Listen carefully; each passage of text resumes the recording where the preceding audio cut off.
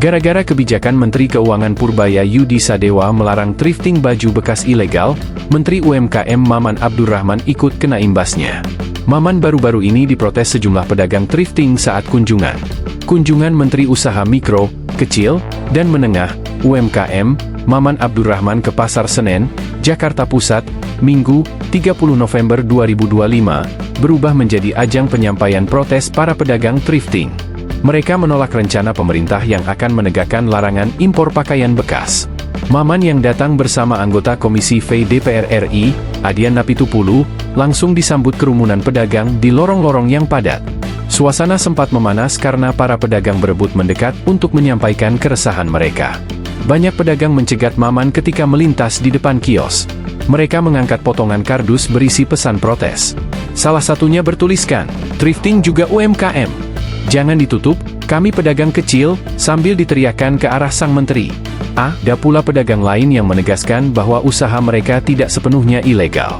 "Tolong Pak Menteri, kami pedagang baju bekas juga bayar pajak," seru seorang pedagang, melansir dari kompas.com. Teriakan serupa terus menggema, sebagian memohon agar pemerintah tidak menutup sumber penghidupan mereka.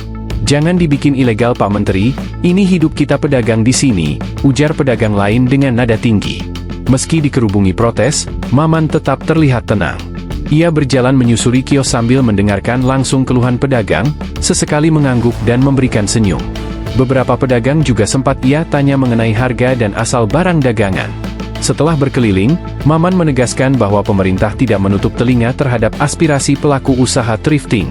"Keberadaan kami pemerintah, itu pasti prioritas pertama kita adalah mengamankan agar pedagang-pedagang masih bisa berlanjut, karena kan ada kepentingan pengamanan keberlanjutan aktivitas ekonomi," ujarnya dalam wawancara yang disaksikan para pedagang. Pernyataan tersebut disambut tepuk tangan dan sorakan dari pedagang. "Nah gitu Pak, ganteng dah Bapak kalau berpihak sama pedagang thrifting," ujar seorang ibu pedagang. Namun Maman juga menjelaskan adanya dilema aturan. Di satu sisi, ia wajib menegakkan larangan impor barang bekas. Di sisi lain, ia tidak ingin mematikan ekonomi UMKM. Di satu sisi memang secara aturan, kita dilarang mengimpor barang-barang bekas. Lalu sisi keduanya adalah kita harus mengamankan keberlanjutan aktivitas ekonomi para pedagang. "Kita akan mencari jalan tengah," katanya. Adian Napitupulu yang mendampingi Maman turut memberi dukungan kepada pedagang. Menurutnya, usaha thrifting tak bisa dipisahkan dari ekosistem ekonomi besar yang sudah terbentuk sejak lama. "Mematikan salah satu, akan mematikan mata rantai ekosistem ini," ujarnya sambil menyebut keberadaan para penjahit, tukang cuci, hingga kuli panggul yang hidup dari aktivitas tersebut. Ia mengapresiasi sikap Maman yang mau mendengar langsung dari pelaku di lapangan.